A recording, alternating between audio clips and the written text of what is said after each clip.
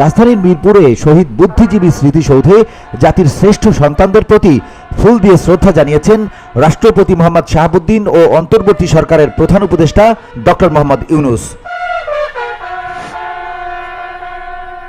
শনিবার সকাল 7:05 প্রথমে রাষ্ট্রপতি এবং এরপরে প্রধান উপদেষ্টা শহীদ বুদ্ধিজীবী দিবস উপলক্ষে এ শ্রদ্ধা জানান। সেখানে কিছু সময় নীরবে দাঁড়িয়ে থাকেন তারা। 53 বছর আগে দেশের স্বাধীনতার লালিত বিজয়ের মাত্র 2 দিন আগে দখলদার বাহিনী স্থানীয় কুচক্রীদের সহায়তায় উদীয়মান বাংলাদেশকে বুদ্ধিবৃত্তিকভাবে পঙ্গু করার উদ্দেশ্যে একযোগে দেশের বিশিষ্ট বুদ্ধিজীবীদের হত্যা করেছিল। 1971 সালের 10 ডিসেম্বর থেকে 14 ডিসেম্বর পর্যন্ত অধ্যাপক, সাংবাদিক, চিকিৎসক, শিল্পী, প্রকৌশলী ও লেখক সহ এদেশের 2 শতাধিক কৃতি সন্তানকে নির্মমভাবে হত্যা করা হয়। এই হত্যাকাণ্ড ছিল পৃথিবীর ইতিহাসে জঘন্যতম বর্বর ঘটনা।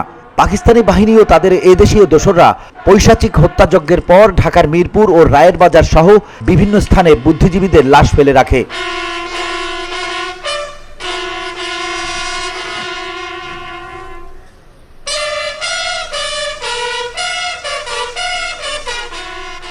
ডিসেম্বর মুক্তিযুদ্ধে বিজয় অর্জনের পরপরই নিকট আত্মীয়রা মিরপুর ও রায়ের বাজার বধ্যভূমিতে স্বজনের লাশ খুঁজে পায়।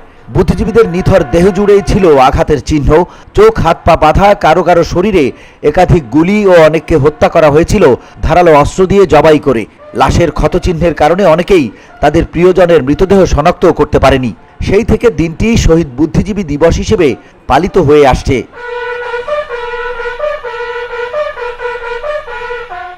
VOD Bangla news desk.